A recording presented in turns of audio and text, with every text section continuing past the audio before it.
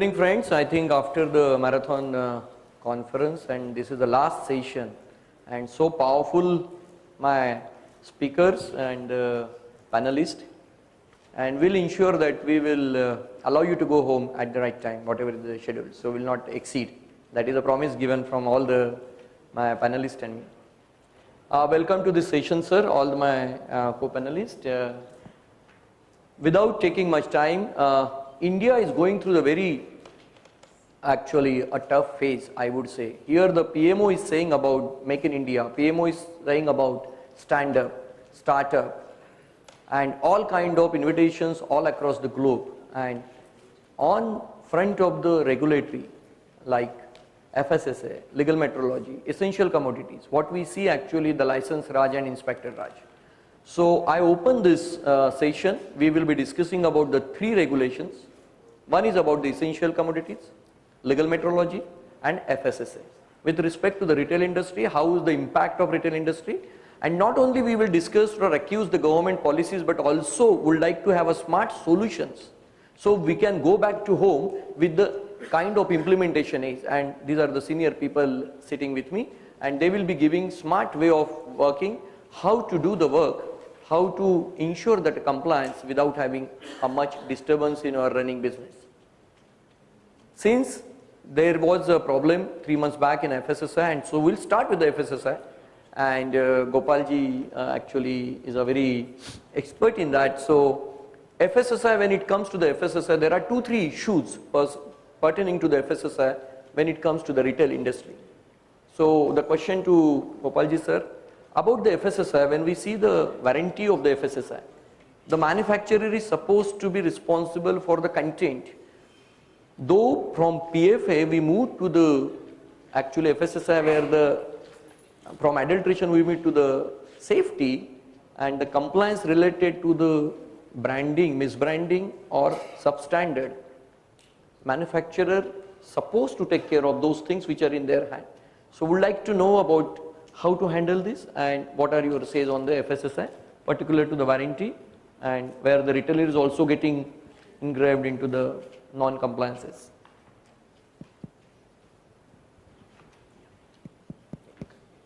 Hello.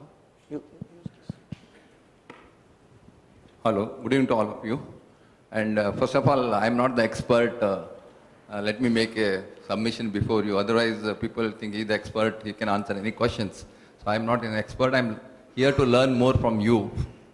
Let me talk about FSSAI. I think we have always said that we have moved from PFA to FSSAI.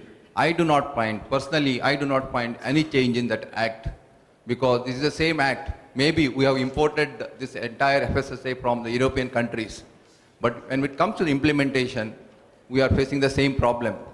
Like, it was meant for what? The object of the FSSAI was what? To consolidate 8 laws. Second, to ensure and safeguard the consumer interest. And third thing was to put a recall procedure. These are the 3 aspects with this object FSSAI has been put in place. That is fine. Yes, the government object is very clear. But when we would like to implement this, now like Prabodh has said, as a retailer, is it that you have been saved from any misbranding or any defect, unsafe food manufactured by the manufacturer? No, we have still has to face the same problem what we used to face in the PFA. Only to some extent, yes, they have made, earlier PFA Act was whatever offense you create, you are criminally liable. Now only to some extent, where it is a substandard, where it is a misbranding, you are liable to appear before a tribunal, wherein you are only going to pay penalty. But if you see that most of the issues, what is coming is unsafe. Unsafe means you are again liable for criminal liability is there.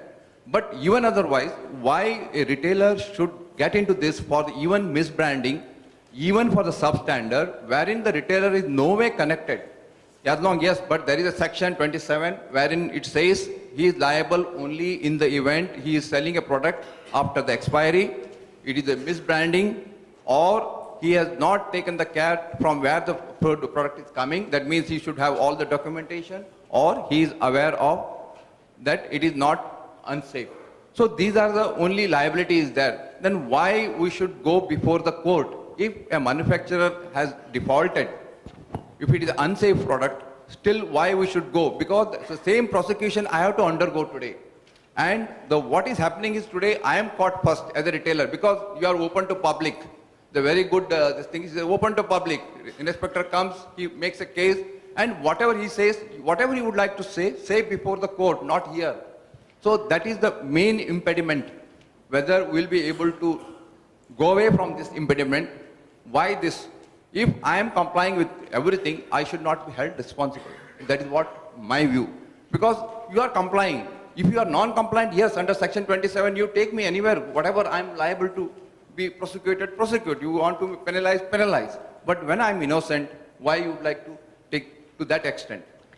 I think section 27, if you read, and the intent of the act is so clear that the responsibility has been actually assigned to the manufacturer, wholesaler. And one more point which I would like to ask to Raghu. I only want to say that, see, the section is very clear. Now we talked about since morning how it is interpreted. We are not, nobody has got the right to interpret any section, any rule.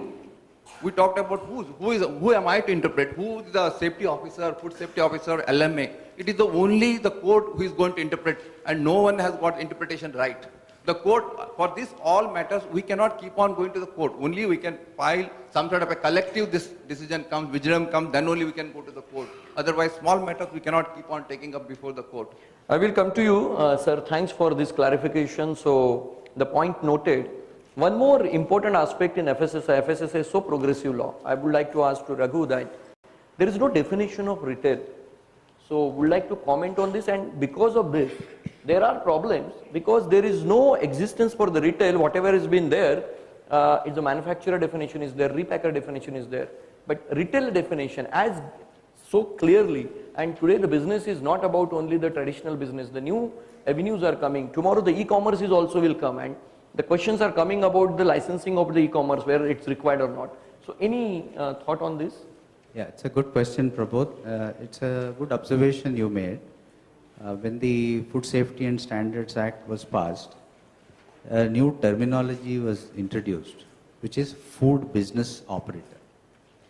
So we have a new coin, which is food business operator, and that covers hoteliers, restaurateurs, manufacturers, wholesalers, retailers. So FSSAI, by and large, tries to paint the entire food industry with one brush.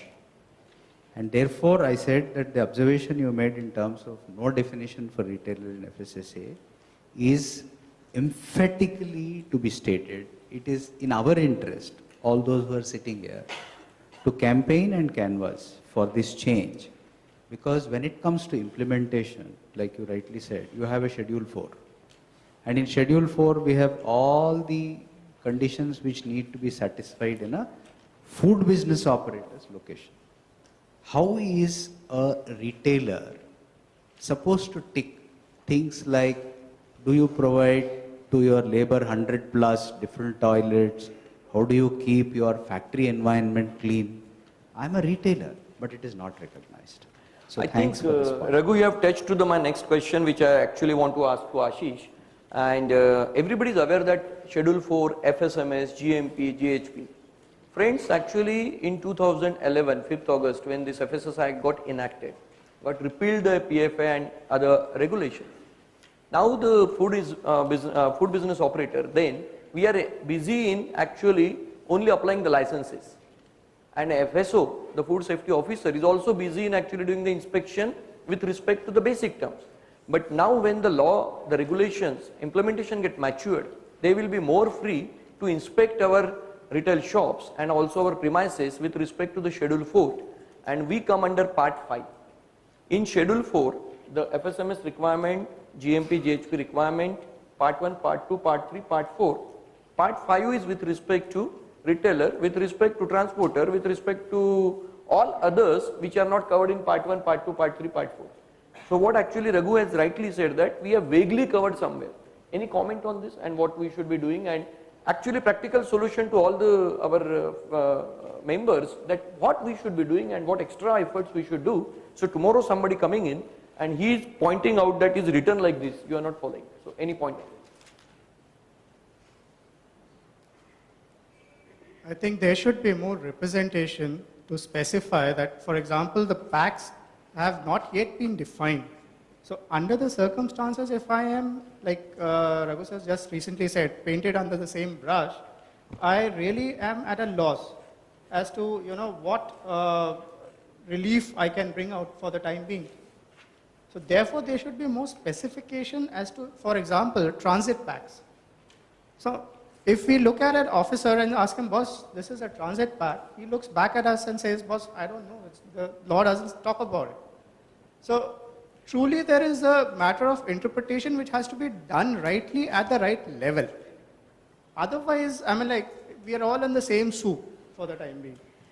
I think, yes, you have actually moved to the legal metrology, but before going to the legal metrology, I have one more question for Shrikant, and this is on the, again, FSSAI. One more issue which we all are facing about the recall and traceability. Today, again, the inspection are not so specific and not so strict, but after 3-4 months, when that waiver of the licensing will move away, and when the inspector will come and when there is any case, whether it is adjudication case or unsafe, there is no clear-cut guideline under section 47, section 48, section 49, where recall is to be executed because it is in the hand of food safety officer, interpretation of the food safety officer. Anything, any takeaway on the recall and traceability, what we should be doing? Or we will debate, anybody has any point? Yeah, recall is mentioned 3 places in the Act, but they are not mentioned the procedure how to recall. Because the manufacturer doesn't have any process or scheduling or tracking the product. The general recall, for example, take the case of Nestle, the Maggi. Maybe the sample of the Particular batch may be, I'm not sure, the maybe contains the lead content more than 1.2 or 1.8%. But rest of the batch, rest of the production process, rest of the samples may be conforming the standards. But they don't have the traceability, and accordingly the entire product, entire manufacturing of Maggi has to be recalled. More importantly, tracking. Tracking, as a retailer, we doesn't have any tracking system. Similarly, the manufacturer only they print a batch code.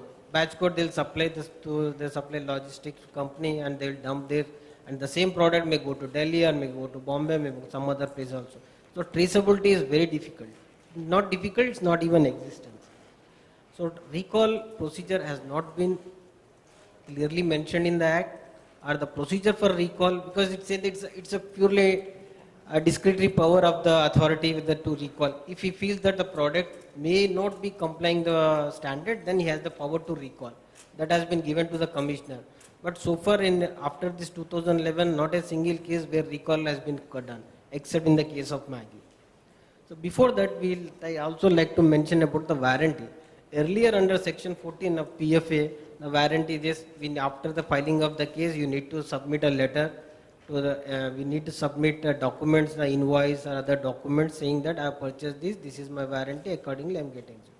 But in section 27 of the new Act, there is a clearly defined. This is the warranty. If you are the retailer or if you are a dealer, if you are a wholesaler, this is your thing. But in case of misbranding, also even the current regime, I have some 10 cases have been filed in the court, whereas under the new Act, any cases of misbranding, it has to be filed before the designated officer or any other authority appointed under this. But despite of this, the warranty clauses, the enforcement official not even giving any cognizance, they are simply filing the cases before the court. I have the earlier cases also. Since last 10 years, there are number of cases filed for the misbranding are still in existence. People left the company, they joined some other company, some people even unable to go abroad because of these cases. So the practical problem as a retailer, what we face is the enforcement by the lower level officers, especially the food inspector or food safety officers. They are not aware of the provisions. Accordingly, the retailer has to suffer. I think before moving to the legal metrology, I would like to request Raghu, because we have actually touched based on the 4 aspect, but the important point what you have actually noticed is that the old pending cases of PFA, when the PFA has been repealed, why not? There was actually authority meeting in 2013, specifically 14th August, 14th September 2013, wherein they have noticed and noted that they will request to the individual state to squash all the pending cases or club. So I think this is a very important point. Why not to make some kind of suggestion or advocacy through the RAI, where we can actually club all these cases, and then wastage of money, wastage of energy, wastage of manpower, and everything on the PFA cases which are no relevance today. For small mistake of the misbranding or substandard, all retailer is also suffering. Yeah, you are right, Mr. Pramod. In 2008, Delhi, LHA, Local Health Authority of Delhi, they issued a circular in 2008 where all cases of misbranding under section 32 has to be compounded. Compounded. But after in 2009, Even Madhya Pradesh also, I remember. even Madhya 2009 or 2010, the said Madhya- order was recalled. Yes. So still the cases, only there are couple of cases of liver cases. Even that is also not. They actually went to the High Court. High Court, Yes. after that, High Court has quashed. That is with the seal jam, the jam, particularly SO2 cases. Yes, there are 32 cases. If you see the advisory on the imports, the current import advisory, they defined that rectifiable deficiencies, non-rectifiable deficiencies. So we can request that authority, this FSSI, that any cases of misbranding that can be treated under rectifiable deficiencies, and what are the pending cases that has to be compounded. Shrikant, I will come back to you. If you have any last point on the FSSI with respect to all the 4 points which we discussed, and how we will move forward. We don't want to accuse the government. We don't want whatever is the given within the actual ambit of this regulation, how we will move forward. And we want to do the business with pride, with promises, and for the consumer safety. So we are not here to give some kind of levy to us. We don't want to do the compliances. I completely agree. And with regard to the last point first, which is all cases pending in courts which pertain to PFA, since most of the cases are now compoundable or civil prosecution is only possible, I think except food adulteration cases, I think we should represent through RAI and other bodies seeking governments to hasten process of compounding or settlement of cases other than food adulteration. So it is It's a possible what you are valuable- saying, Raghu. Yeah, it's a very, very valuable suggestion. Thank you. Coming back to the recall, I still do not know whether retail industry as a whole, since we represent a large spectrum of that here, is competent to do a recall even if a batch number is made known by the manufacturer. For example, if Marico is a manufacturer, and if you send a mailer because of a regulatory requirement, you are withdrawing batch numbers 60, 70, 90 and 410. For your recall, I don't know whether you are mature enough to tell us in which part of the country these batches remain. And even if I am told that you have supplied to South with almost 700 locations in South that I have, I really don't know whether we have a mature process, except depending manually on the store managers, Not possible. to say that I have done a 100% job. Even this recall document is actually up on the website for the comments. I don't know how many we have actually seen this recall document, and we need to give our feedback, because what we are talking about, the retail industry and organized retail industry, is only 7%. Rest 93% of the whole business is doing without any bill. So how recall can be happen up to the retail? So when they talked about recall, it is only from the company premises, means the last point of the company, which is a depot, not the retail. So that is actually an intent of the document. I hope that should be there. The moment they force into the retail, it will be a havoc. It is not possible for the food. So I will come back to, thanks Raghu, I will request Gopalji on the legal metrology. And he has also touched, Ashish also touched on this point. In the legal metrology, there are the packs which are defined as a retail pack and wholesale pack.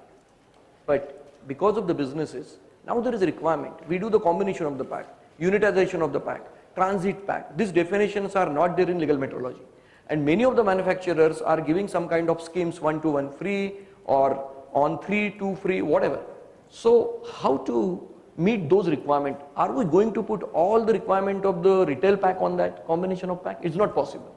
Because there are 6 mandatory requirement on the retail, 3 mandatory requirement of the wholesale. Any point on this? Because we are very active in the legal metrology, and as said by the earlier panelist. If I understand your question correctly, you mean to say that when multiple packs are there, Or unitization, Yeah, if unit- I'm combining this. yeah, see, like, two. there is a clear distinction between wholesaler and retailer in the LMA. There is very clear. And what wholesaler has to undertake, there are three things are there. You have to mention that commodity name, net quantity, and who is the manufacturer. These are the three things for the wholesaler. But when you come to the retailer, you are required to have 7, correct? Under rules, package committee rules, 7 under.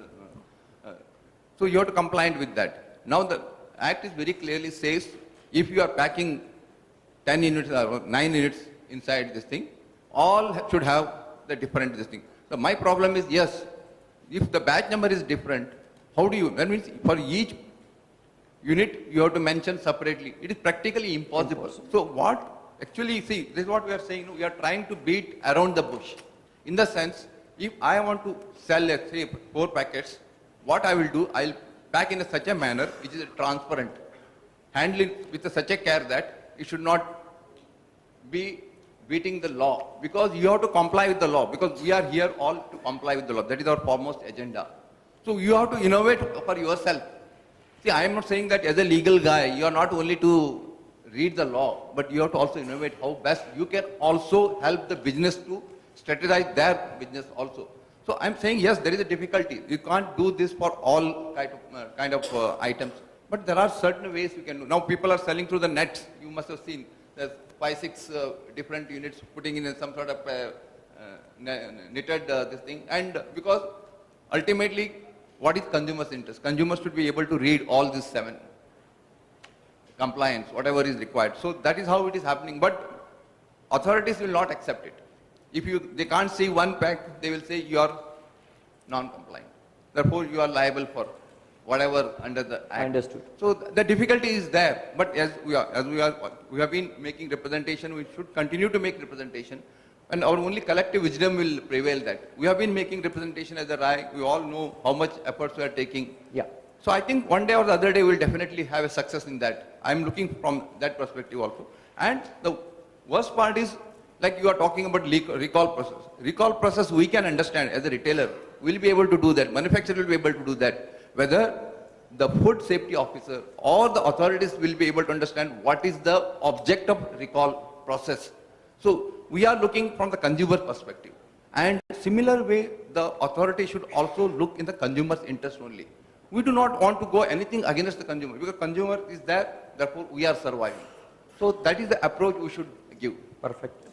Thank you, Gopalji. Ashish, if you want to add anything on that. I'd like to add with regard to the multiple packs, practical problems which we face, for example, if it's a toy, for example, a kitchen set of a child. Now, kitchen set has, 5, 6 pieces. So ideally, it's just one unit. However, when you want to interpret it, the officer will interpret it, nahi, isme 5 hai. You are saying, boss, it's one whole unit. You can't take away one unit and use the rest. A bigger problem comes for toys like jigsaw puzzle. If you take up one piece of the jigsaw puzzle, the complete toy is of no use. So it is one unit. But for that officer, assuming it has 100 units, you can't possibly be writing 100 units on that. Yeah. So it's a practical problem which I guess somebody will understand. I think whenever we are making a representation, I think we are a part of that body. We should make it so clear and loud to the legal metrology, and I think they are hearing also. And the recent amendment which has happened and which will be coming into the force by January 2016, I think it's very, very important. Raghu, I would like to ask the new amendment of the legal metrology. If you read it, the PDP, they have defined the PDP, and also they have said that the numeral height. So now the practical problem is like the numeral height, we are okay with the MRP, we are okay with the net weight, which is as per the net weight of the package. But what about the PIN code? What about the consumer sale number? Is it supposed to be the 4 mm, which is not possible? So how to tackle these things? See, actually, it's a very good question. In fact, in the display panel, the height of the numerals has been prescribed as double the size of the, if I'm not mistaken, the size of the alphabet.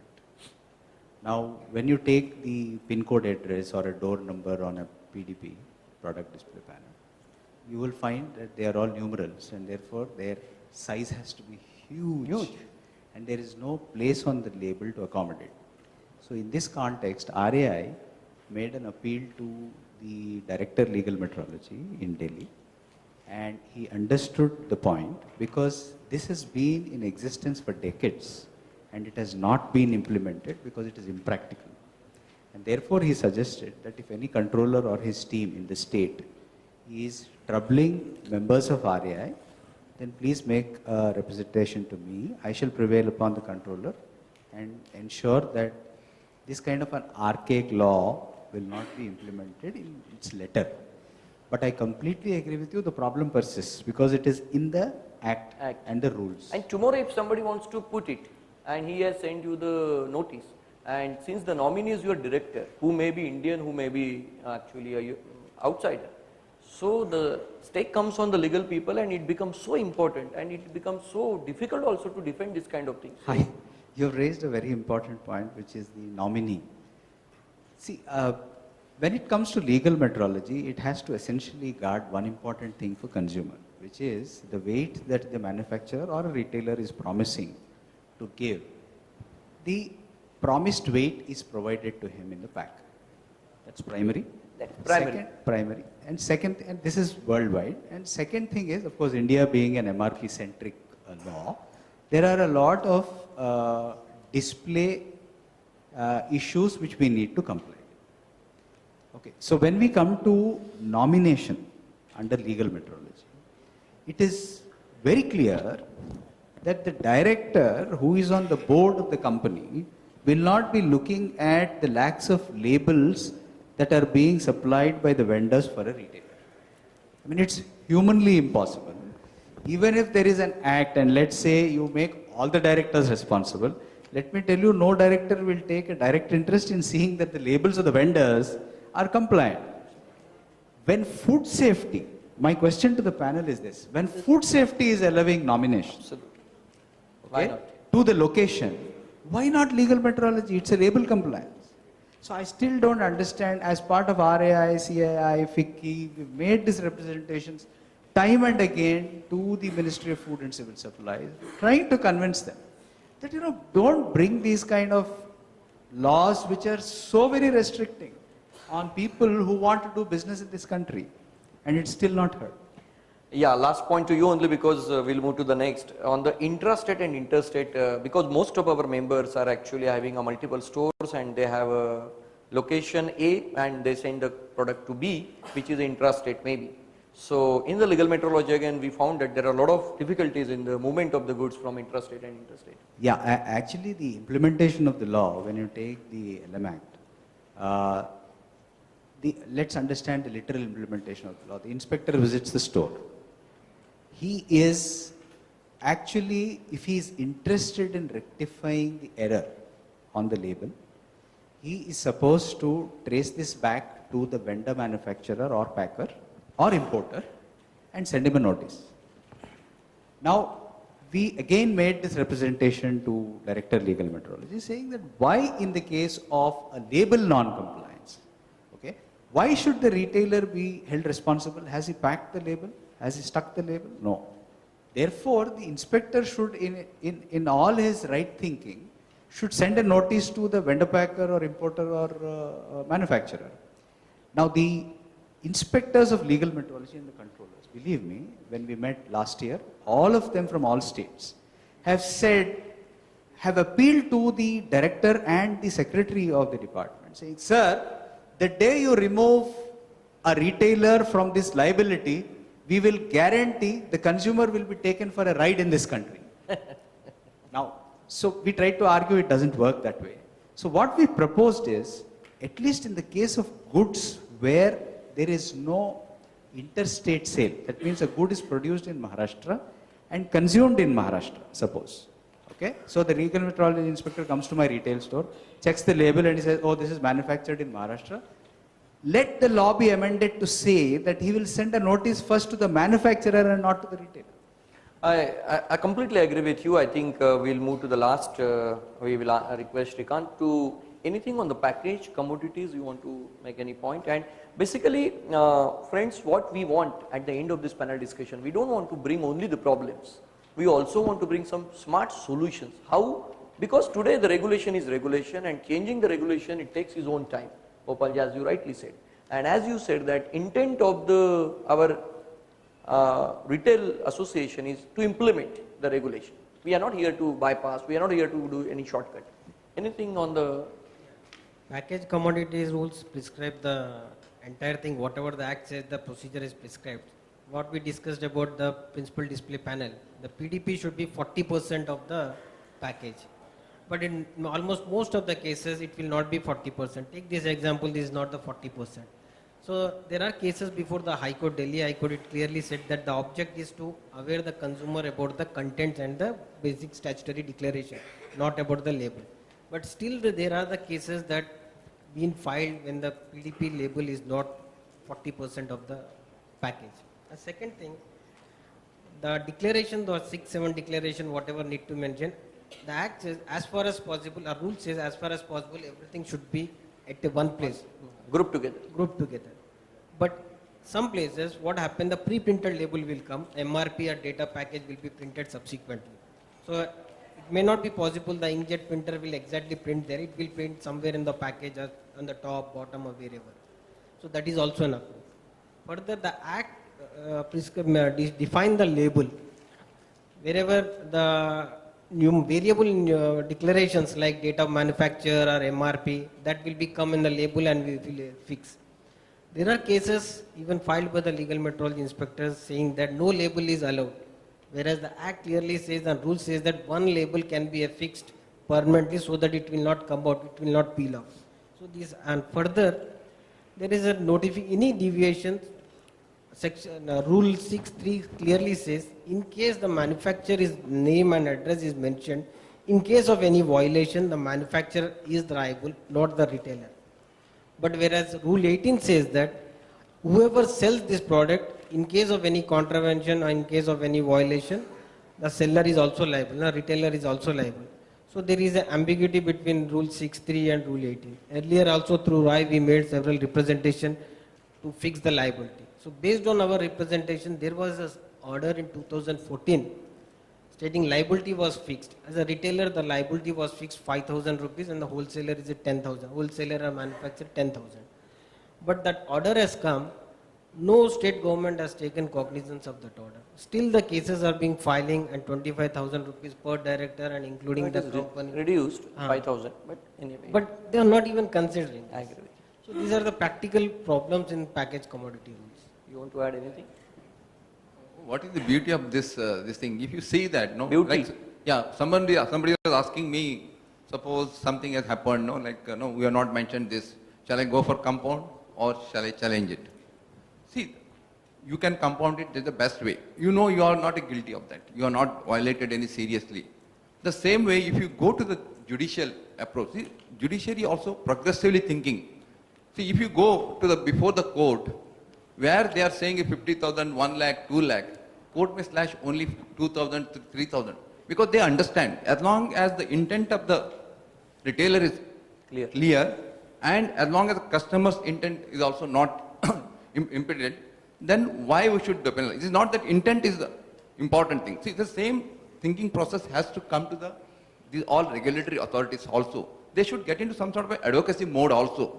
They cannot live in the inspector regime. That inspector Raj is really, so they should approach in such a manner, like if you go to any European countries or America, what they do it, they get into advocacy mode. Yes, if you do something, you have got a huge penalty you have to pay. The similar way, the intent was also here the same thing, but it has been taken in a different, FSS is the same. What it says now, the fine up to 10 lakhs, 5 lakhs, 2 lakhs, it has increased from what it was there earlier. There was no fine actually. Yeah, It was no only fine at all, punishment. no fine at all. So that was the intent. But what we see, more and more cases are booked. I have one more question for you, and then actually our members will be beneficial from your experience. Like in one area, in jurisdiction of Maharashtra, say, for one offense, I have one offense in one store, same offense has been booked at, because this officer sends on WhatsApp that particular this is having a mistake. batch number is missing, or some net weight is missing, or something. Now there are 5-6 cases has happened for the same issue. Can we club all together and get compounded as one, or individually you need to compound, or you need to challenge it to the court of law? What we should be doing? That has happened at the same time, or It's within a month, because within a 15 days. you can't compound for that. That is each it's counted as offense. See, now there is this For gives me- same issue. Same issue, because see, offense is offense. Otherwise, you will keep repeating that offense, no? So end result will be that. So if I keep doing the same thing, if you're not penalized, then I will do it. No, other thing is, see, now there are some inspectors. They are asking, as a company has committed one offense, and somewhere else you have committed second offense. So therefore, you are liable to be prosecuted, because any offense is committed within 3 years of time. The question arises whether the offense committed by the company or for the particular premises. Our stand is always that for the premises, because It has to be like that. it has to be. But it's again interpretation. There is no need for interpretation, but the authorities are interpreting that. So these issues are coming up. I'm giving you one more clarity on this.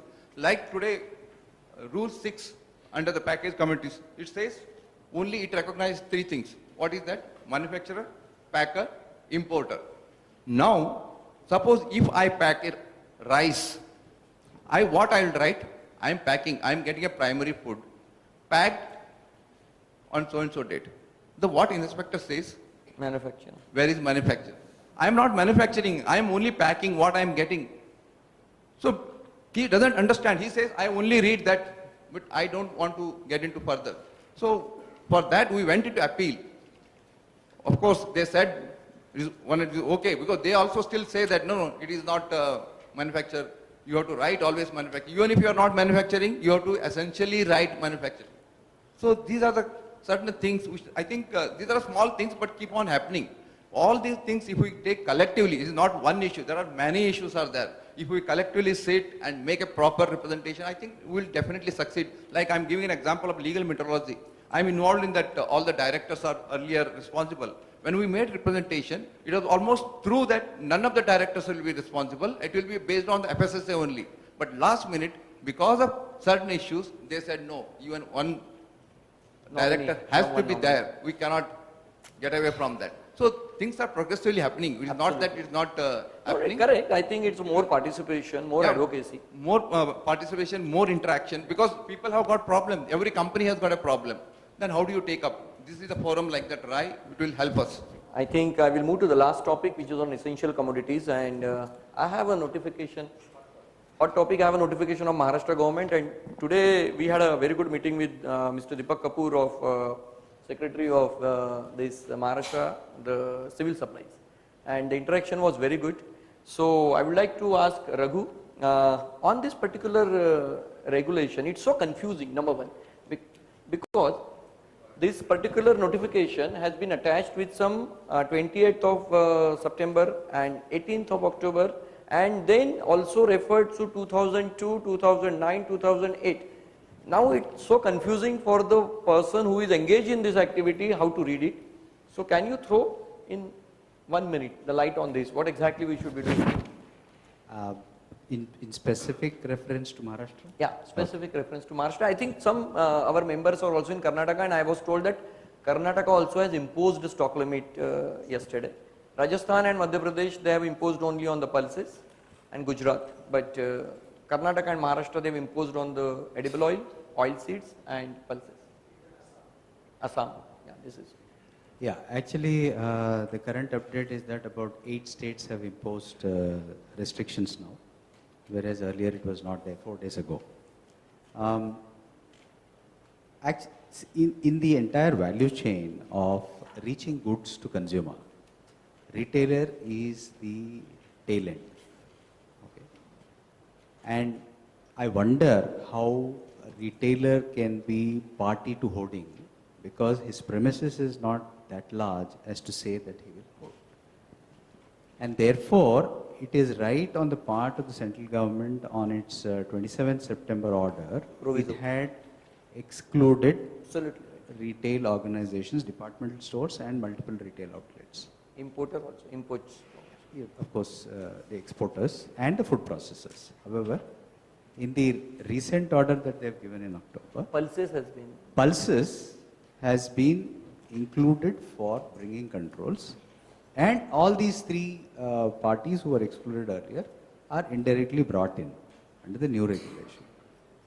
Seeing this, a lot of state governments are now taking leverage based on this order and started imposing restrictions.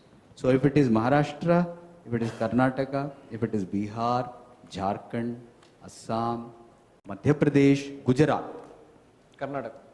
Karnataka, of course.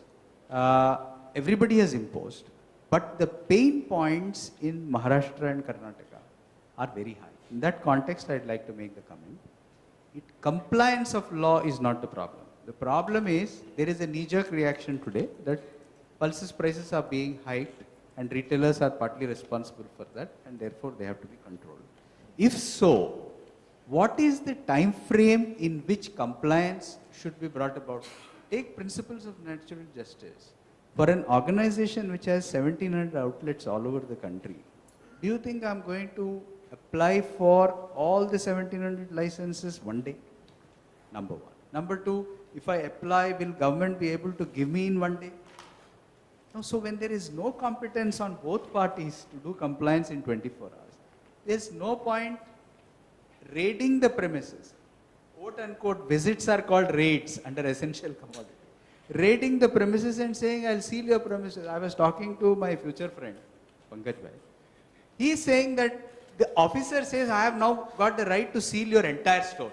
Why? Because you have violated a 500 kg. I mean, the store is 12,000 to 15,000 square feet and a 500 kg corner. He is planning to shut down the entire store. Now, what happens to the consumer who is dependent on this store for his daily needs? This needs to be thought. Yeah, actually, you're right. We need to wait and watch, because I think there will be clarification. What Mr. Kapoor also said to us, that they will be issuing the clarification and they will be not taking action against the organized retail, because the intent in the organized retail is not to actually hold, and they will be basically going into the holders, basically who holds the stock for the higher prices. Ashish, any point you want to add on to the essential commodities? Anything?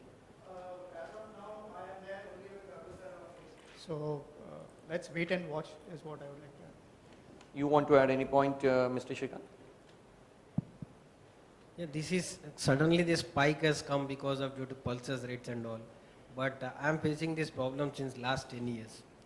Be in Maharashtra, be in West Bengal, Tamil Nadu, Telangana. Tamil Nadu was there in briefly in 2003 and 2004. Now it's not there. Telangana and Andhra Pradesh. I'll tell the classic example of my own. There was some restriction in intrastate movement of rice. So I was sending rice from one location to another location. Then it was suddenly called on the highway and they are asking for the license. Under Essential Commodities Act, we need to take a dealer license. Dealer license, either wholesaler or retailer, or if you want a composite license, you can take a composite license. You can need whatever the quantities mentioned, 2000 quintal or 4000 quintals. Up to that, you can store it. Beyond that, you cannot store that. That is there, so we'll take the license and we'll keep as per the storage. If you go to West Bengal, even the potatoes are covered. Till 2014, potatoes were covered under essential commodities. So every 15 days, we need to file the returns of the stock limits. So in this case, particular case, there was some restriction on the rice movement, then it was seized. Under 6A of Act, there is no other proceedings. The moment the product seized, it will be sold to the nearest wholesale dealer. So there was the Raitu Bazar, the model market of the government. The entire 6 lakhs rice was sold for 3 lakhs in front of us. Then we challenged before the collector. Then collectors told us to furnish a bank guarantee of 6 lakhs. Then we went to a High Court. Then High Court, based on the documents, returns and all, they ordered the collector to return the stocks. By that time, they already sold. In between, they made a mediation report. Mediation report, the stock was valued around 1,20,000. So finally, we got a credit note of 1,25,000 in 2009. Still that amount we have not received. Whereas in this year, on 29th, there was an exemption. On 18th, there again the exemption was withdrawn. On 21st, one of the stores, a big store, the 30,000 store was inspected or raided. then entire stock was seized. The reason being, we had the license, we have filed the returns, everything. But as per the act, we need to mention the physical records. Physical records was not there, the records were maintained in SAP. Computer. So they verified the SAP. There was some discrepancy in variation because the shrink, it was not reported. Physical stocks and system stock was not matching to the extent of 3%. Whereas as per the act, up to 10% on pulses and 6% on oil is permissible. In case of variation in stock limits, they have to seize only the variation amount. But in this particular case, they have seized the entire stock. Then we went to the collector and collector given a hearing. Then there was no fault on us, but they imposed a penalty of 50,000 rupees. Then the stock was released. The entire process, 20 days has been taken. I think these are the learning, Shrikant, and many of our members might have faced such kind of issues. I have a question for Gopalji. We can't really comment on the regulations. What happened there, we have to implement. But what is the way forward? How we should be now in essential commodities?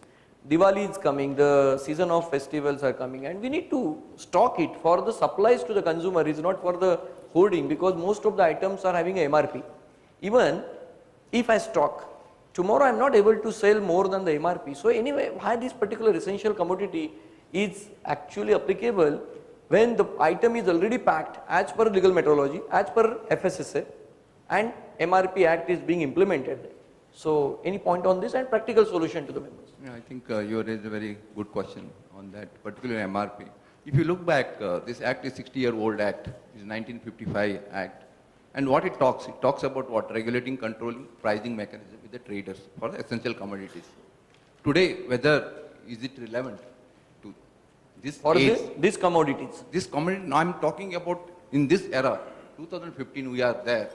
Why it was required? If you look back, there was a hoarding, there was shortage of food grains, there was shortage of petroleum products. All these things were there. Then yes, it was in need of the time, therefore this act was applicable. Today we are exporting the food grains also. We are exporting even the petroleum products also. There are many products we are exporting. Why it is required? And second, we are today, see, if you look back about 1993 and on, we are under the RSP, retail selling price, wherein you are able to sell at any price. After 1993, you are in MRP. Once MRP is put under the Legal Metrology Act, neither manufacturer nor retailer, no one can alter, smudge, do anything on that. Sticker also. Yeah, when all the retailers are putting MRP, what is that he is going to get out of that? The very moot question is that what is that he is going to hold when MRP is already put on that and it is a packaged product. These are all applicable when you are used to sell openly all those loose products, oil, ghee, rice and everything. So there you can hold, you can change the price, but you have nothing to do here. Once you are controlled, everything is under your control only. I don't think this act should be applicable to the retailers, but Also the packaged commodities. packaged commodities also. And this is so complex. If you read that circular, what it says, wholesaler, municipal corporation, municipality, other areas, what does it mean? Municipal corporation, you are giving something like 5,000 quintal. Who has got warehouse in the municipal corporation area? No one would like to have in the municipal corporation. I think these are all old ones. And surprisingly, I don't know how many are operating in Telangana and AP. Today, we are required to put a blackboard mentioning what are your various pulses, oils, each item wise. We have got 8 types of pulses. Do you have to mention all those things? Do you have to maintain all the records physically? Is it practically feasible? I think we have to really think through this and we have to make a strong representation. And in fact, the representation almost ready for under the Essential Commodities Act. RAI is already taking up this issue. New Delhi also and respective states also. Like tomorrow they are meeting in Karnataka. Yeah. I hope there will be something will happen. And even like Karnataka, they themselves do not know what is the license formalities. They have come to know the first circular they have got. In fact, it has reached us on almost a day after. And they have reached to the stores and they said, you are under this Essential Commodity Act. You don't have license. And if you ask them what license we have to take, no, you have to come to our office, then we'll let you know. So this is the way, we can't work like this. Yeah, I think we will now end the discussion here and we will open the session for question answer.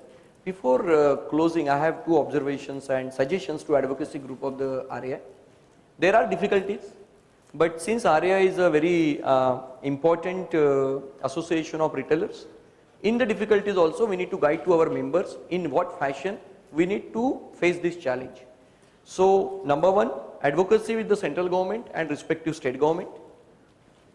Apart from that, we need to have one sale. Maybe if some members are ready to cooperate and give some their time, anybody is facing some problem, how to resolve that problem legally, not as a consultancy, but at least some points, what you have rightly said.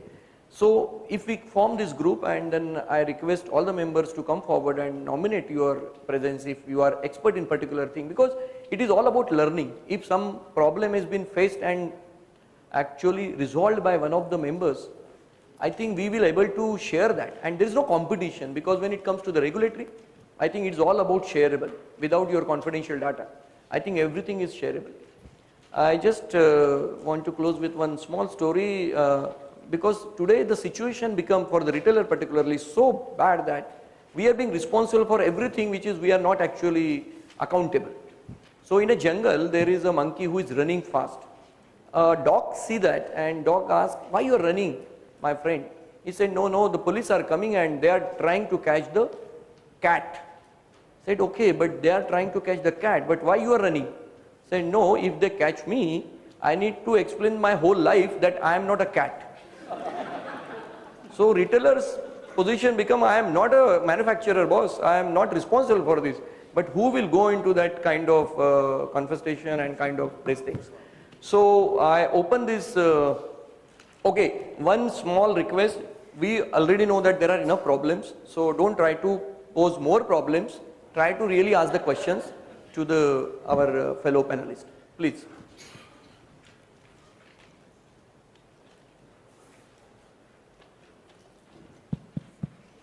Sir, 1 minute, no, he's getting. Sir, you are loud enough, no problem, we will manage.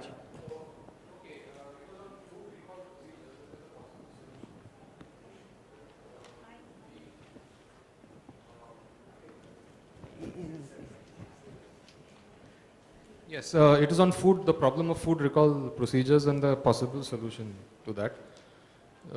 The FSS Act talks of food recall. If you see the section, I believe it was section 28, yeah, 28, 1, 2, 3, 4. There are 4 subsections in that. If you see the scheme of that section, the section speaks of recall happening when the opinion of the food business operator is there. So it is the subjective opinion of the food business operator. It is not that of the food safety officer, not of the authorities. So this is very important to note. Not many people have really gone through that and seen and understood that. However, if you see the draft food safety recall regulations, there all kinds of discretion are given to the authorities to decide, Class 1, okay, class 2. yes, that they will have the right to decide a recall, that any member of the public can initiate a recall. That means media can initiate recall, I don't know. A competitor could initiate a recall. Think of that. The implications are phenomenal. So my submission is that the draft regulations which are there are ultra vires the act. And when you know when subordinate legislation is ultra vires the principal act or the principal legislation, you know what happens.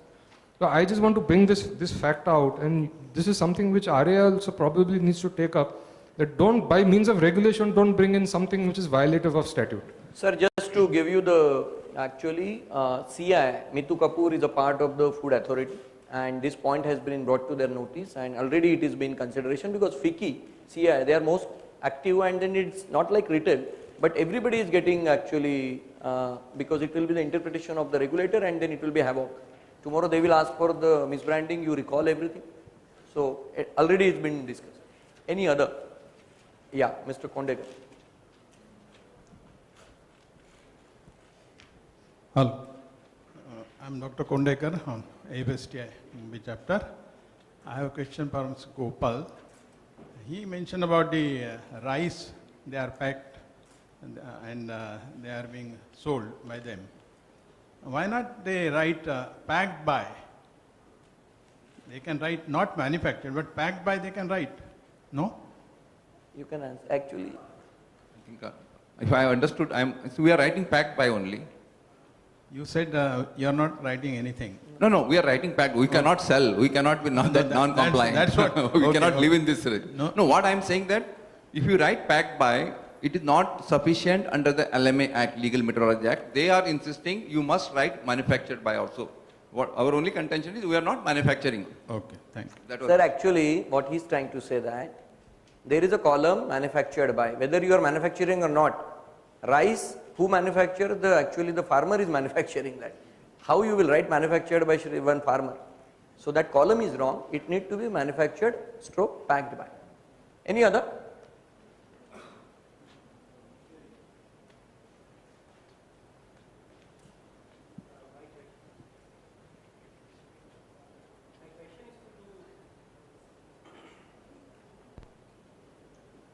When it comes to the regulatory, even the mic also knows that it is difficult to.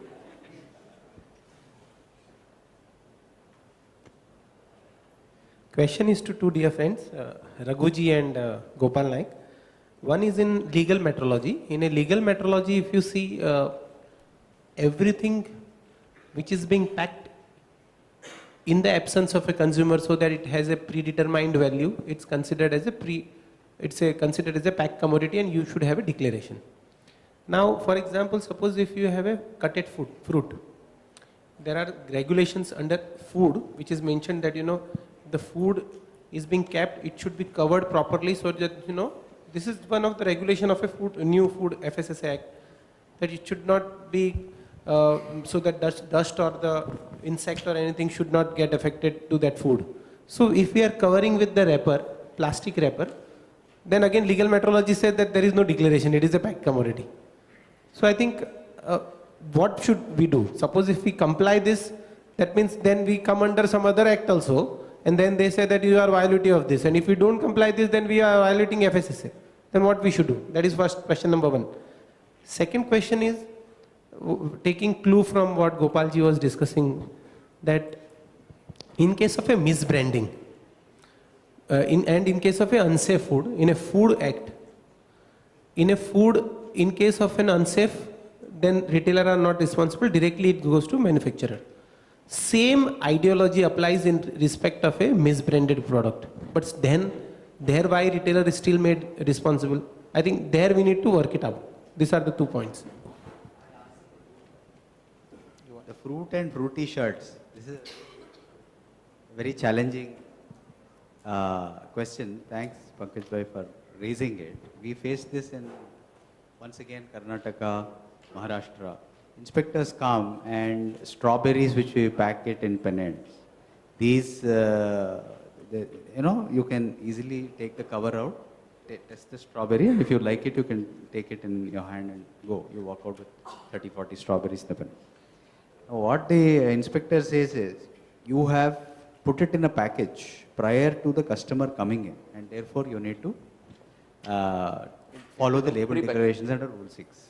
Now, so if you are trying to give a good product to the customer which is safe and high quality, you get knocked down by law like this. Similarly, in the case of shirts, and you have faced it many times more than what we have done. Shirts which are loose, particularly white, you just put a plastic cover on that so that it doesn't gather dust. Now the inspector says this is a pre-packed commodity. Now I leave it to this house to interpret if it is really pre-packed commodity.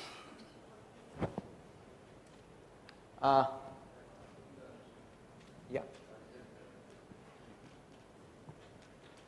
I think I'll just add to what Raghu has said, particularly about the food products. No, if I am a LMA inspector, if I come to that particular product, if I see, yes, you are liable, because something which is not necessarily to be sealed and all. The pre-package very clearly says it is not necessarily to be sealed. Since you are packed, you are within the purview of LMA Act. But the Act also says, if there is a conflict between FSSA and LMA, Very valid point. that supersedes. FSSA Act will. Mother Act will super. So therefore, here the point is that who is suffering? Now I have to challenge that.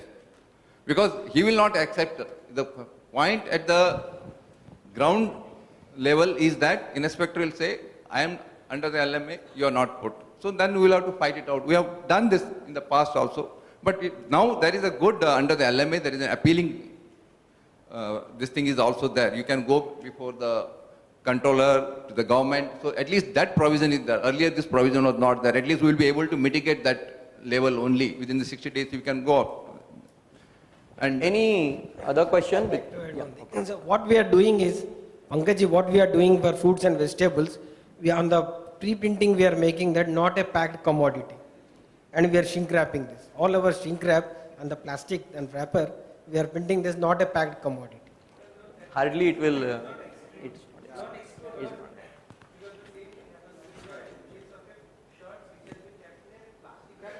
No, it will not, it will not.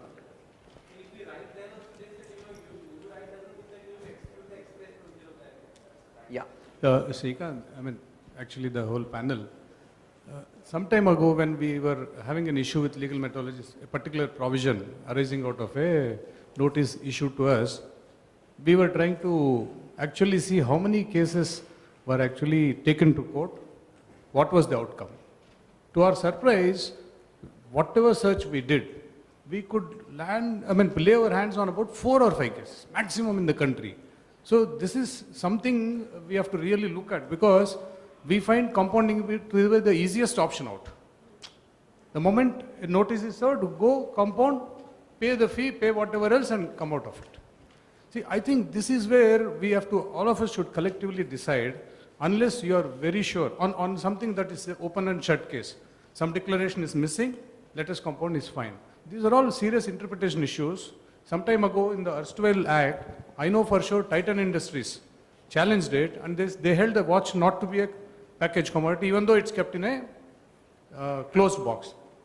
Definitely I can tell you something like this, food article, at least the cut fruits and all that is being packed from a hygiene point of view, definitely courts will see merit in this, and then we have a good chance of getting a good result. I think what we should definitely do, in fact, I don't want to share this in an open forum, we challenged one of those notices on a highly technical point. I'll share it with this group separately. Actually, the department is struggling. They don't know how to address this question. In case we are successful in Karnataka High Court, I'll tell you it will be a landmark judgment, because we have got landmark judgments in so many areas. Everybody is fighting today fiscal law, so many things. Why are we so shying away from taking these matters to court, particularly legal metrology cases? I think if we do, I can assure you that there will be landmark judgments, and it will really benefit the industry.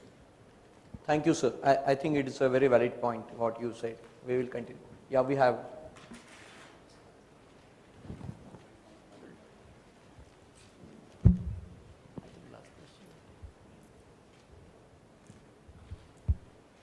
There are 2 points I'd like to make. One is a question, one is a suggestion. The first one is on the appeal provision under Legal Metrology Act, the appeal to the controller of the state. My question to the expert panelists is, have you employed this provision in the past, and how successful you've been? Because we are facing cases where the inspector is issuing notices, even making the store manager a party along with the company and the nominee director, very well knowing that the provision does not allow you to do so. There it does not merit a full-fledged court judicial proceeding, and the costs are not commensurate with the effort. Therefore, the first question is how successful that appeal provision has been, considering that the controller is eventually quote unquote the boss of the inspector that there is. That is one. The second is more of a suggestion. Of late, what we are seeing is if your packaged commodities are complete in declaration, they're now moving towards advertisements. And I'll just share an experience where there is a numeration rules which requires you to put decimal points on any number, and international system of integers has to be followed, but you cannot have comma when you split thousands, tens and things like that. So the inspector picks up an ad and says, you've written 5,000 as 5,000, but it should be 5 space 000.00. Now the question is, does this really make any sense? Number one, does it affect the consumer? No. But the point is the act has a provision that the ad must also be in compliance with the rules. And number two, there's already a provision under Consumer Protection Act that unfair trade practice, misleading advertisements can be challenged. So can RAI make a representation that the power of the legal metrology officer for advertisement should be taken away? It's very important point actually. Before Gopalji will answer this, I think the second observation which you made is so important. And there is also one rule says that the MRP, whatever you are putting, the font size should be equal to the net weight or net volume of that particular. And many a times in the advertisement, you put MRP at 2-3 places because to make it appealing to the consumer. And every time it is not possible to make the same mention of the same size. The net weight particularly, MRP always will be the same, but net weight. Very good observation. I think Gopalji, if you can. Yeah. What you talked about appealing provision, how successful, and I think it is very difficult for me to answer that question because it depends on the fact and circumstance of the case. Situation to So situation. it may vary, and it is not that we have not tried, we have tried also, and we have failed also. But ultimately, we went to the court where we could get a success also. So it depends. There are some other, like if you go to the Director of Legal Metrology, see, he is very open. One more thing I would like to submit that when we talk to the bureaucrats, when you go and meet secretaries and all those things, they are very, very progressively thinking. They are so supportive.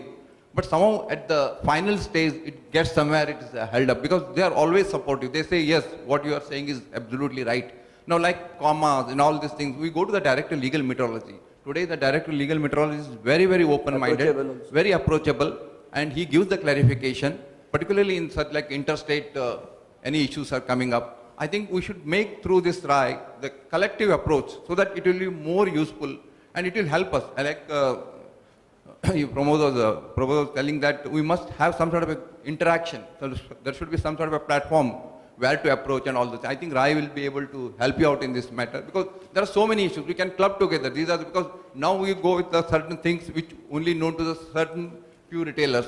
Tomorrow, if you have a collective pool of all issues and we can take up these issues, we may succeed, may not succeed, but definitely we have to make an effort towards that. Very good point. Yeah. Thank you. Last question. Yeah, Vikram. My question is to Mr. Gopal. Can you stand up so people will able to see you? Yeah. My question is to Mr. Gopal, wherein we had two instances that we discussed.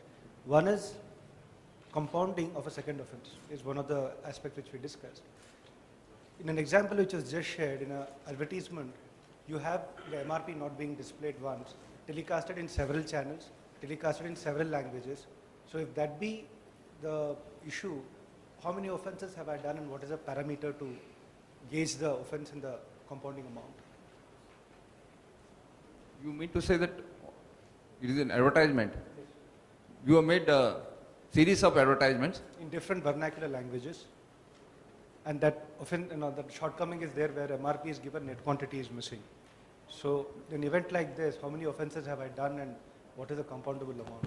No, see, now one more thing. If you are saying that it is done in vernacular language in different states, so every state will go, because see, now another beauty of this again act is what you do in the state is only taken into account. And so obviously it is the first offense for that particular controller. So there is no mechanism as on today that they interchange, how many times this offense is committed. That for that particular state is the first offense. So you are liable for compounding. But again, if you are doing in some other states, same thing should happen. But if you are repeating, then it is only, I am saying, the interpretation, because the law says like that only. Because controller is different for each state. So he will always treat it as a first offense. It cannot be a second offense. Unless he proves that, no, you have made an advertisement there and all those things, then you have to challenge that. It's a very subjective thing is what... Very subjective, that is what I am saying, no, because it depends how the controller is looking at that entire issue. You want to answer or you want to ask?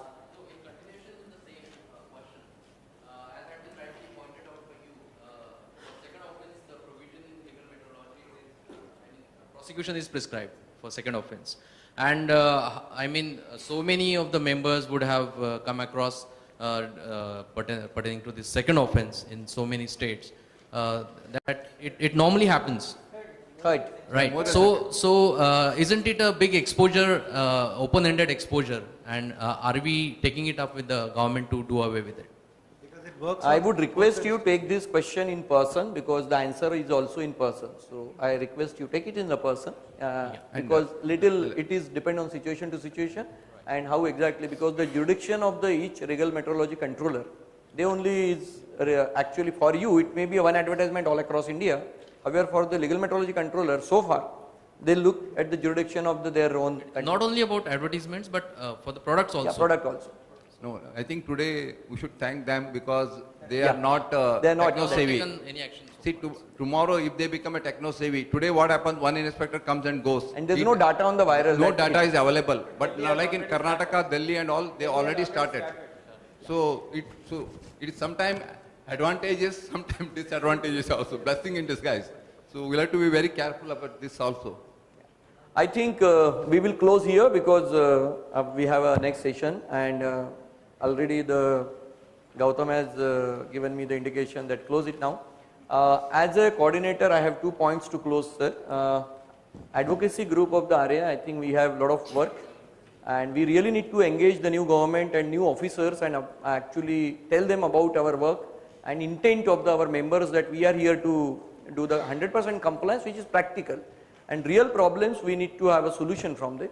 Number two, if we have a group who can guide us on the issues which are shareable, which are actually we can actually talk to each other. And I hope we can make this kind of platform and use the RAI platform. And the third point, which myself actually Gautam has asked me, because I have written 3 books along with me, Sanjay Indani, on the oil industry regulatory requirement, on the bakery industry, and small retailer, which is on the basically the importers. And what we found that after giving that book along with the FAQs, the entire, and we have distributed free of cost through the association, and it was very useful because the members got upgraded on the knowledge and also the FAQ has given them a insight. So I actually make a point here that I will take the lead and I will request everybody to write a chapter, or I will share the chapters, you can edit it, and maybe next year session we will release this book. This is my actually something. So I hope this will be a value addition because every time we come, discuss and go, and at the end of the day we really don't touch that book because it's only a regulatory or the legal department will read that. But I think these regulations everybody should read, including the store manager, including the purchaser, whatever they related to that section. So I would like to give thanks to personally to all my panelists. It was a wonderful session and it was a lot of learning for myself. Thank you on behalf of the organizer and also the FST. Thank you. Thank you, gentlemen, for joining us for this panel discussion. I'm going to request you all to kindly remain on stage. I request Mr. Prabodh Halde to present a token of our appreciation to our esteemed panelists.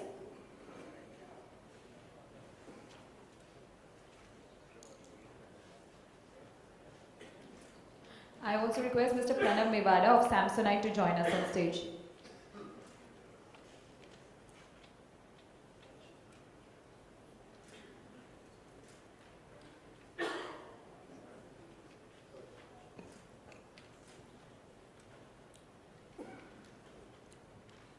I request Mr. Mevada to kindly present a token of our appreciation to Mr. Halde.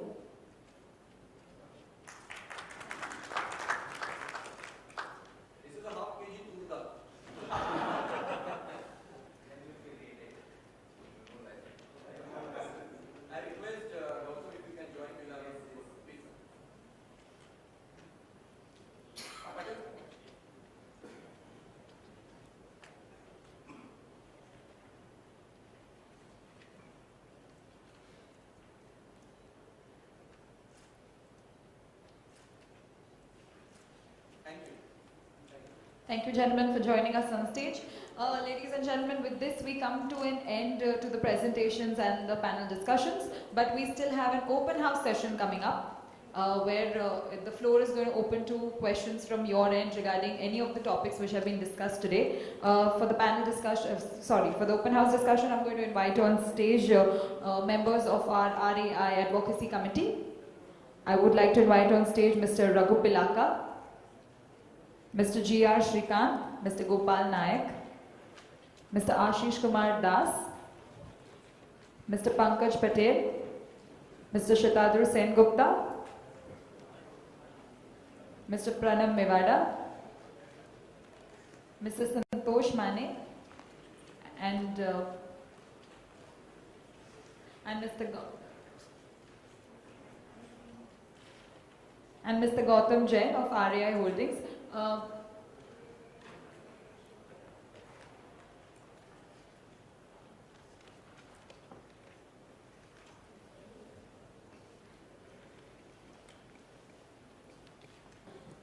When the opinion of the food business operator is there.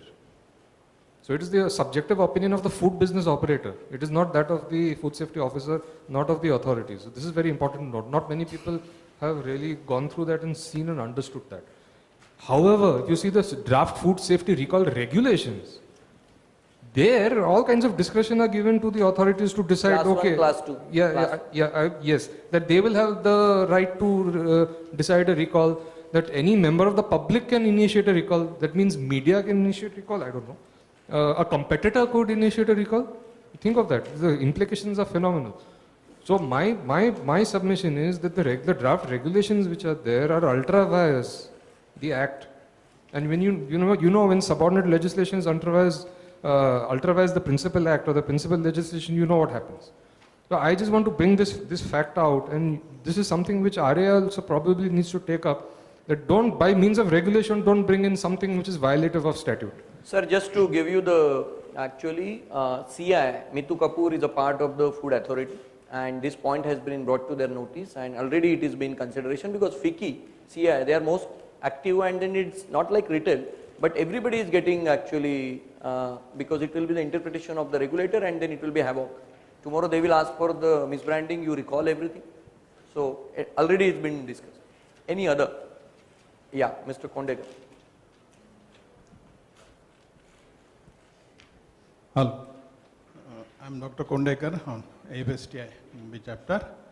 I have a question for Mr. Gopal. He mentioned about the rice, they are packed and they are being sold by them. Why not they write packed by? They can write not manufactured, but packed by they can write. No? You can answer. Actually, I think, if I understood, so we are writing packed by only. You said you are not writing anything. No, we are writing packed. We cannot sell. We cannot be non-compliant. That's what. We Okay, cannot okay. live in this. No, what I am saying that if you write packed by, it is not sufficient under the LMA Act, Legal Metrology Act. They are insisting you must write manufactured by also.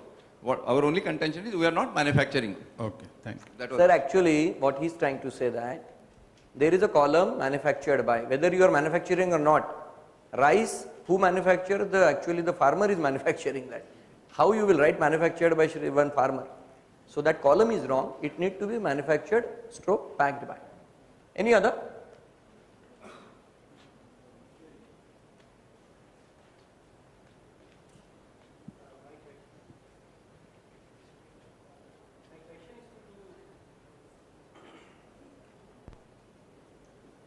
When it comes to the regulatory, even the mic also knows that it is difficult to.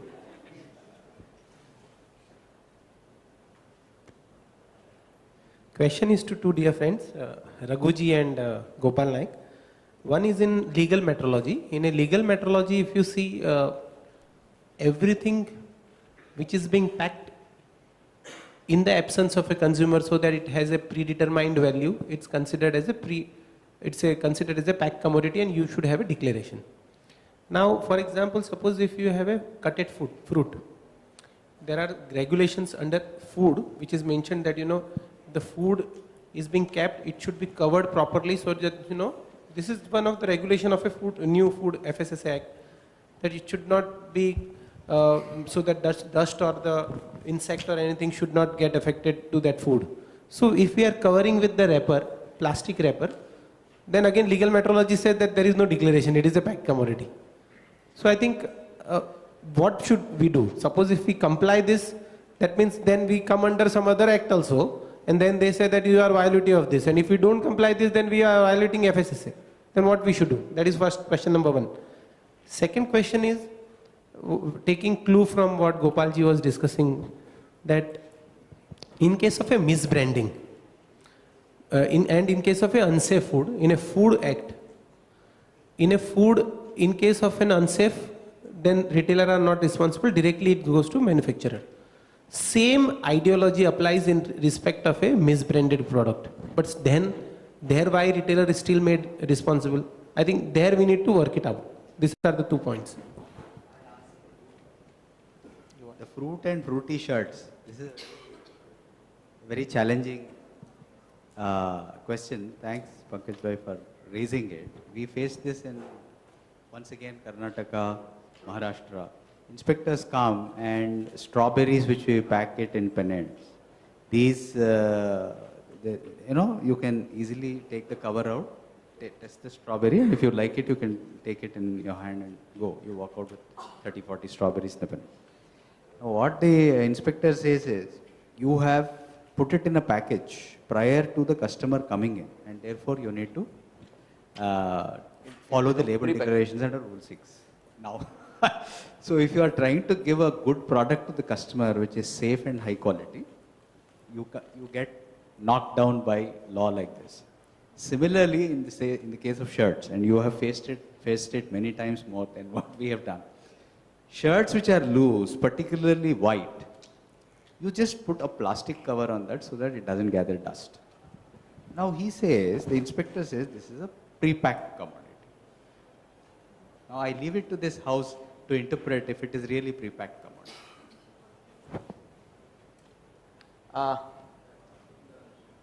Yeah. I think I'll just add to what Raghu has said, particularly about the food products. No, if I am a LMA inspector, if I come to that particular product, if I see, yes, you are liable, because something which is not necessarily to be sealed and all. No, the pre-package very clearly says it is not necessarily to be sealed. Since you are packed, it has been, you are within the purview of LMA Act. But the Act also says, if there is a conflict between FSSA and LMA, Very valid point. that supersedes. FSSA Act will. Mother Act will supersede. So therefore, here the point is that who is suffering? Now I have to challenge that. Because he will not accept. The point at the ground level is that inspector will say, I am under the LMA, you are not put. So then we will have to fight it out. We have done this in the past also. But now there is a good, under the LMA, there is an appealing, this thing is also there. You can go before the controller, to the government. So at least that provision is there. Earlier this provision was not there. At least we will be able to mitigate that level only. Within the 60 days you can go up. And Any other question? So what we are doing is, Pankaj, what we are doing for fruits and vegetables, we on the pre-printing we are making that not a packed commodity. And we are shrink wrapping this. All our shrink wrap and the plastic and wrapper, we are printing this not a packed commodity. Hardly it will,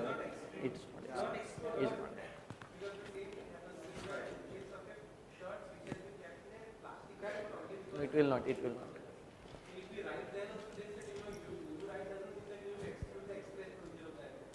Yeah.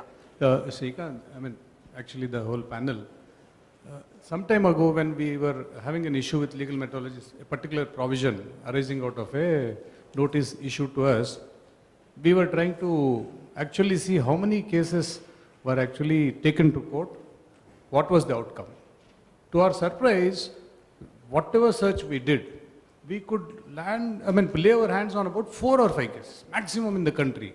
So this is something we have to really look at, because we find compounding to be the easiest option out. The moment a notice is served, go compound, pay the fee, pay whatever else and come out of it. See, I think this is where we have to, all of us should collectively decide, unless you are very sure on something that is an open and shut case.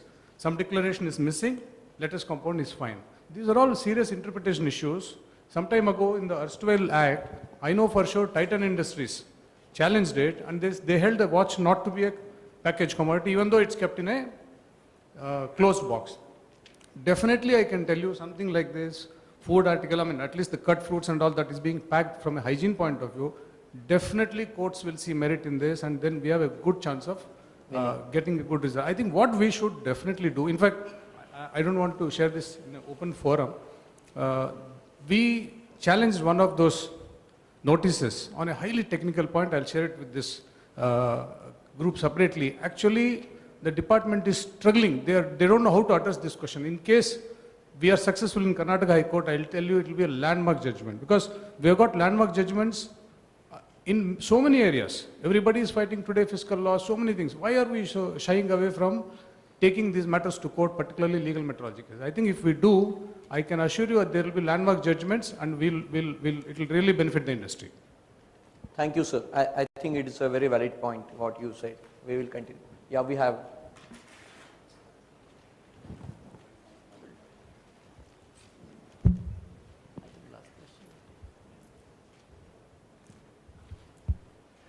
There are 2 points I'd like to make. One is a question, one is a suggestion. The first one is on the appeal provision under Legal Metrology Act, the appeal to the controller of the state.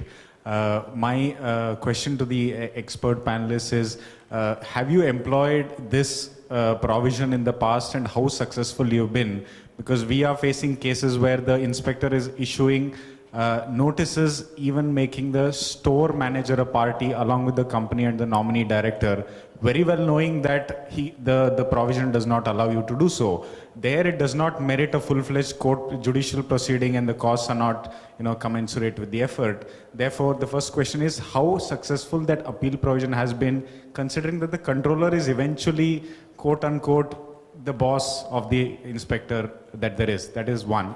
The second is more of a suggestion. Of late, what we are seeing is if your packaged commodities are complete in declaration, they're now moving towards advertisements. And I'll just share an experience where there is a numeration rules which requires you to put decimal points on any number, and international system of integers has to be followed, but you cannot have comma when you split thousands, tens and things like that.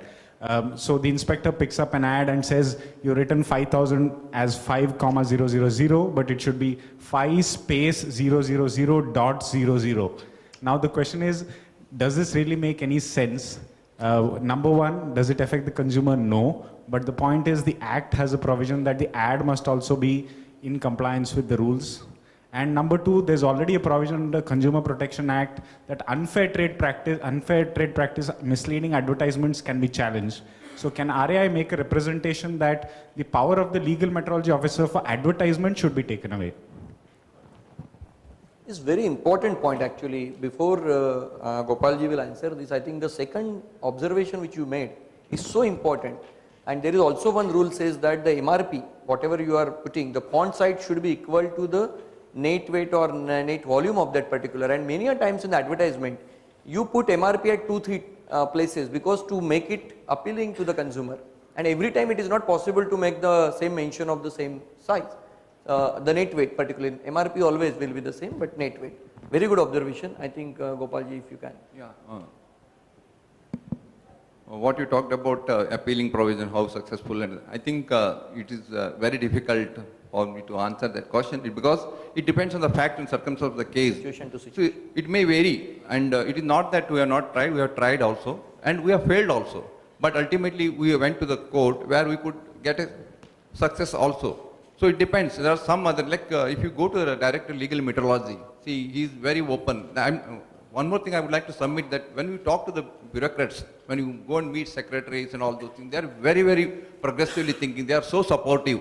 But somehow at the final stage, it gets somewhere, it is held up because they are always supportive. They say, yes, what you are saying is absolutely right. Now, like commas and all these things, we go to the Director of Legal Metrology. Today, the Director of Legal Metrology is very, very open-minded, very approachable, and he gives the clarification, particularly in such like interstate, any issues are coming up. I think we should make through this RAI the collective approach so that it will be more useful and it will help us. Like Pramod was telling that we must have some sort of interaction. So there should be some sort of a platform where to approach and all this. I think RAI will be able to help you out in this matter because there are so many issues. We can club together. These are because now we go with the certain things which only known to the certain few retailers. Tomorrow, if you have a collective pool of all issues and we can take up these issues, we may succeed, may not succeed, but definitely we have to make an effort towards that. Very good point. Yeah. Thank you. Last question. Yeah, Vikram. My question is to Mr. Gopal. Can you stand up so people will be able to see you? Yeah. My question is to Mr. Gopal, wherein we had two instances that we discussed. One is compounding of a second offense is one of the aspects which we discussed. In an example which was just shared, in an advertisement, you have the MRP not being displayed once, telecasted in several channels, telecasted in several languages. So if that be the issue, how many offenses have I done and what is a parameter to gauge the offense and the compounding amount? You mean to say that it is an advertisement? You have made a series of advertisements? In different vernacular languages. And that offense, that shortcoming is there where MRP is given, net quantity is missing. So in an event like this, how many offenses have I done and what is the compoundable amount? No, see, now one more thing. If you are saying that it is done in vernacular language in different states, so every state will go, because see, now the another beauty of this again act is what you do in the state is only taken into account. And so obviously it is the first offense for that particular controller. So there is no mechanism as on today that they interchange, how many times this offense is committed. That for that particular state is the first offense. So you are liable for compounding. But again, if you are doing in some other states, same thing should happen. But if you are repeating, then it is only, I am saying, the interpretation, because the law says like that only. Because controller is different for each state. So he will always treat it as a first offense. You cannot be a second, it cannot be a second offense. Unless he proves that, no, you have made an advertisement there and all those things, then you have to challenge that.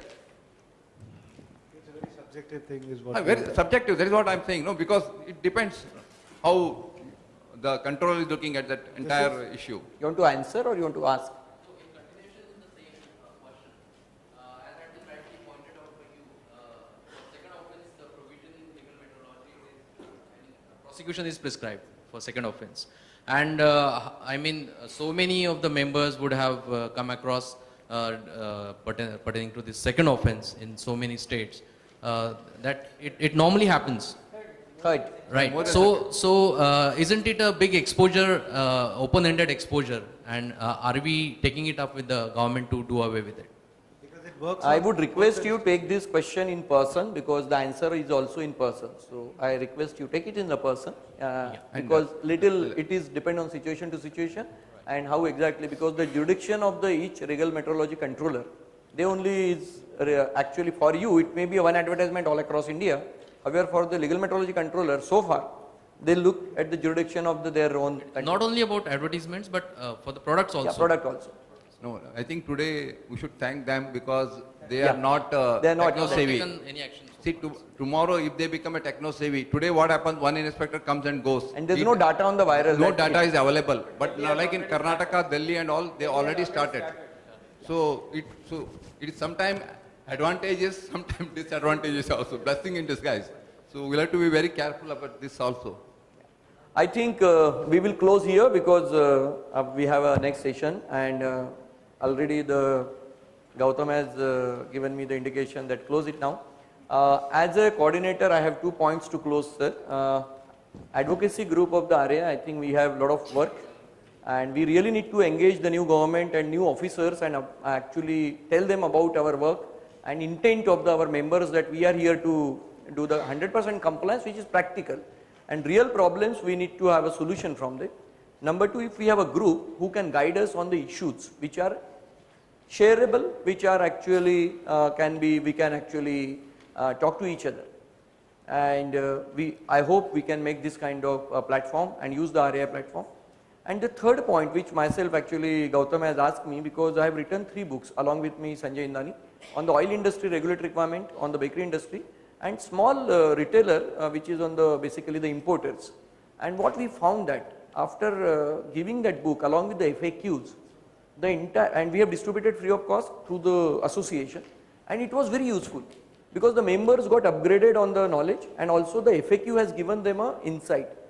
So I actually make a point here that I will take the lead, and I will request everybody to write a chapter, or I will share the chapters, you can edit it, and maybe next year session we will release this book. This is my actually something.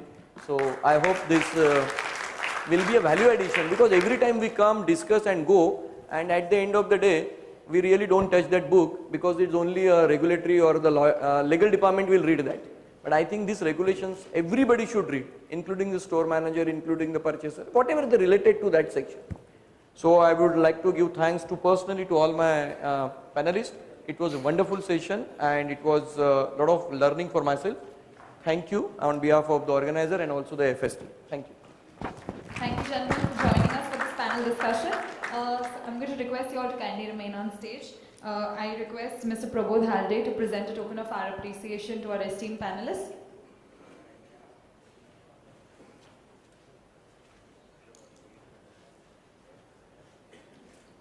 I also request Mr. Pranav Mevada of Samsonite to join us on stage.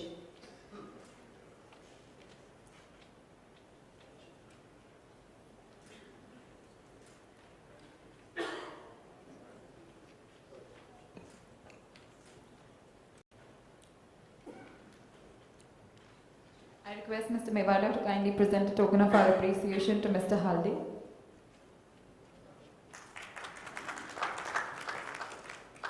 This is a half kg turda.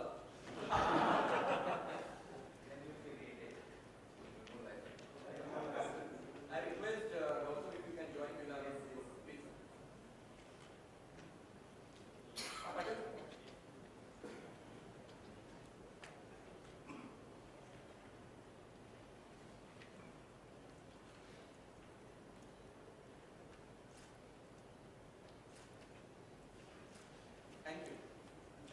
Thank you, gentlemen, for joining us on stage. Ladies and gentlemen, with this we come to an end to the presentations and the panel discussions, but we still have an open house session coming up where the floor is going to open to questions from your end regarding any of the topics which have been discussed today. For the panel discussion, for the open house discussion, I'm going to invite on stage members of our RAI Advocacy Committee. I would like to invite on stage Mr. Raghu Pilaka, Mr. G.R. Shrikant, Mr. Gopal Nayak, Mr. Ashish Kumar Das, Mr. Pankaj Patel, Mr. Shatadru Sen Gupta, Mr. Pranav Mevada, Mr. Santosh Mane, and Mr. Gautam Jain of RAI Holdings.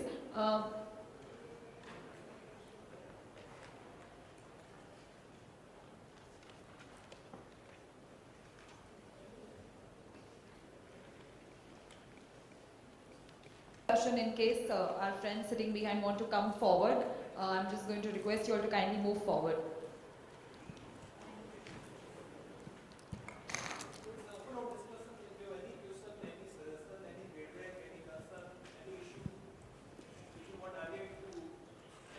This is an opportunity to put forth any ideas which you have, any questions which you have, considering.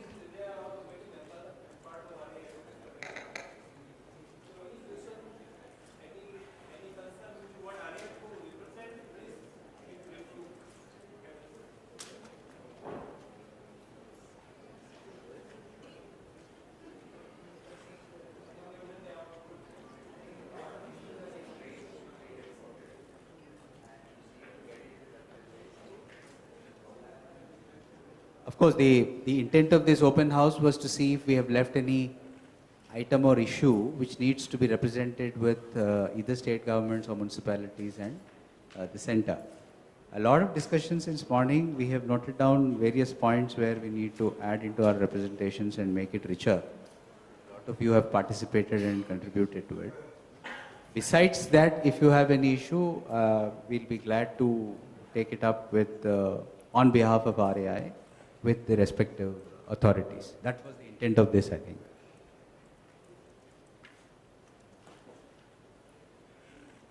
Actually, you have a 2-minute panel which is worth in crores for companies today. So they are sitting here and trying to understand what are the problems that perhaps we could all collectively pool and take it to governments. As my colleagues have said, tomorrow we are meeting with Maharashtra as well as Karnataka governments.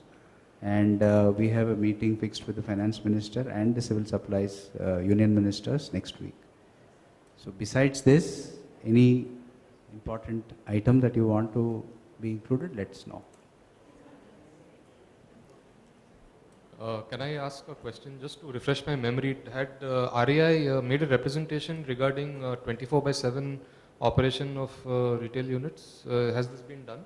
I'm not able to recall myself. So The 365-day thing? yeah, It's done. No, not 365 days. I'm saying 24-hour operations. 24-hour operation, we have 24. So this is an opportunity. I mean, in urban centers, it could be something that could be considered 24-hour operations for retail business, including and not confined to restaurants. Actually, we did do a representation in Delhi, but that was to the commissioner, that was to the zonal, I mean, like within Delhi itself. And he has agreed on that. And I think they are coming out with notification on this. But let's keep our fingers crossed and let the notification come out. He has actually agreed to all the aspects which we had raised. In fact, earlier they wanted around 15 odd documents before a trade license could be given. After the discussion, we brought it down to around 5 odd documents. The bone of contention here was, they said there has to be a self-declaration which was not appropriately worded, and it was going against us. So that is, I guess, the last pitch which has to be made. But other than that, they've actually agreed on everything else. Yesterday, a day before yesterday in Economic Times it has come. They are already contemplating. In fact, Rajgopal's already welcomed that. But again, the problem comes with the state government. It has to be executed at state government.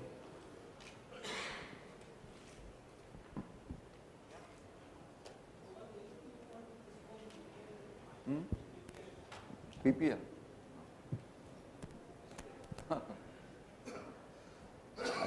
I think that is one subject we have not touched upon is PPL. I think most of the people will be very familiar about this music license. I think we'll have to take each store, whosoever playing the music. There are 2 licenses we have to take, and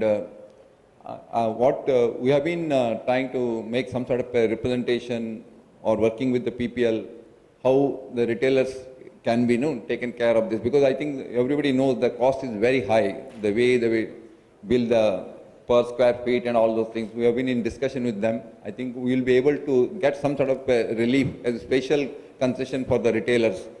We are in constant dialogue with them. We have met 2-3 meetings have already taken place. I am sure that they will definitely come to some sort of amicable understanding. Gopalji, if you request on a company wise, they'll give a concession rate, not on square feet, irrespective of what we'll take this annually, we'll pay X amount for annually, irrespective of number of new openings and all. See, at least now we would like to have some sort of a dialogue, because we would like to keep them also closer to us, because considering the law and all, we don't. What happened is, out of these 2, PPL is very aggressive. So we filed an RTA application asking that section 33, how many societies are registered, and asked whether PPL and IPRS has registered. So we got a reply from Home Ministry saying that PPL, IPRS license was not renewed as on date. Now they have received the applications and... they submitted the application, but it's not renewed till the last month. Yeah, irrespective of the law and all, we'll have to... No, right now they are being considered for it. Not only that, the future is there could be other groups which are asking for license, like singers.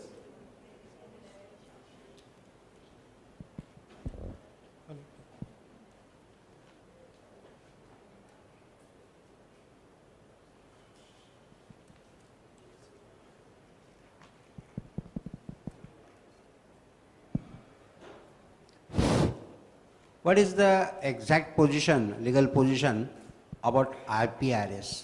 Because number of times it is similar matter like PPL. What is the exact legal position of IPRS? Because they had applied to the Government of India, Minister of HRD, Copy Board, to recognize them as a society, and there is litigation or application is still under consideration of the Government of India.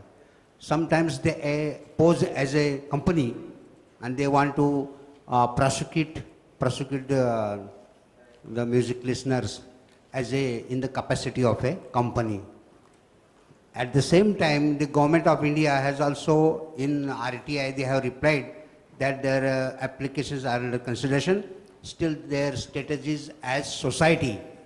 So, any guidance in this case? Under Copyright Act Section 33, only registered societies can issue the license. But as an individual owner or author of any copyright, any person has the power to issue the license. So two things. One is a statutory provision under Section 33.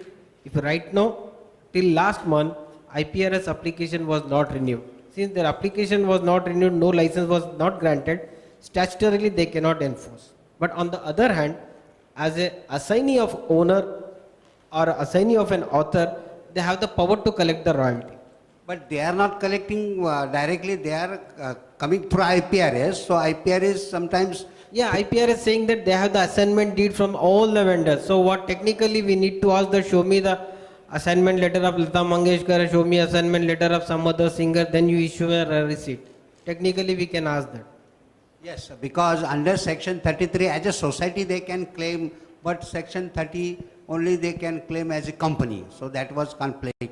So people are not exactly knowing how to do it. At present they have lost the case, IPR has lost the case in Bombay High Court. So normally people don't worry about it. No, question what I understand from, is there any statutory force for that? Whether, see, one is as a assignee they can collect, whether statutorily they can prosecute. See, that is the question. The legal position is... Statutorily they can prosecute provided they have the authority by way of assignment. No, by way of authority, or there is no provision under this thing, no? Under the law, where they have got registered this thing. Yeah, so they are only assignees, yeah. As the second suggestion is that in some of the states, so far as shops and establishment is concerned, there is a provision of compounding, whereas in Maharashtra and other things, the number of states it is not possible because there is no provision of compounding of offices.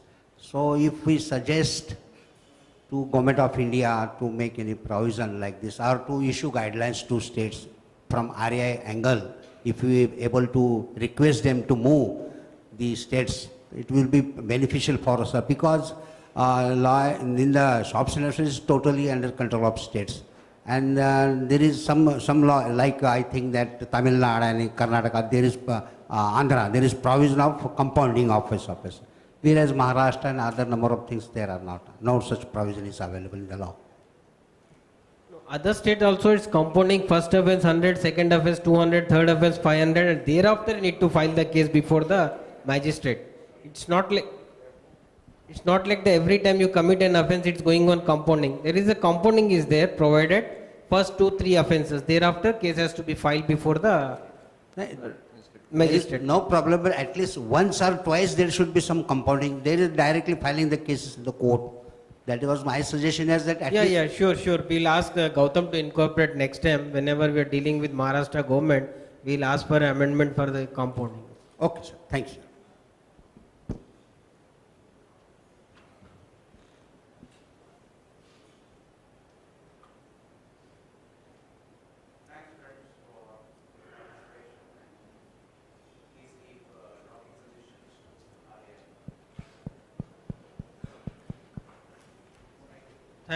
Thanks everyone, thanks.